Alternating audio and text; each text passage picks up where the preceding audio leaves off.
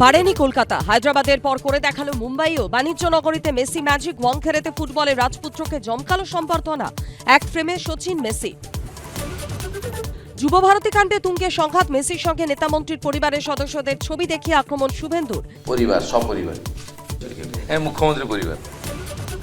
মেসিকে ঘিরেছিলেন নেতামন্ত্রী, ভিআইপিরা, সেজন্যই এলএম10কে দেখতে পাননি দর্শকরা, সরব শুভেন্দু। বিজেপি বিধায়ক অশোক দিন্দাও ছিলেন, পাল্টা তৃণমূল। যুবভারতী মেরামতির টাকা সরকারি কোষাগার থেকে যাবে কেন? যারা মেসির সঙ্গে ছবি তুলছিলেন তাদের তালিকা তৈরি হোক, একটা প্রভাবশালীও যেন ছাড় না পায়, ইঙ্গিতপূর্ণ পোস্ট কুণালের।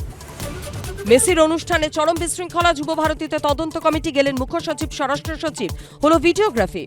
আমরা এখানে দেখছি, তদন্ত করছি, বোঝার চেষ্টা করছি। মুখ্যমন্ত্রীর গড়ে দেওয়া তদন্ত কমিটি নিয়ে প্রশ্ন শুভেন্দুর। তদন্ত কমিটি নয়, সিটিং জাজকে রেখে নিরপেক্ষ তদন্ত করা দরকার। উনি তো বলেই দিয়েছেন, আমি আবার কি বলবো।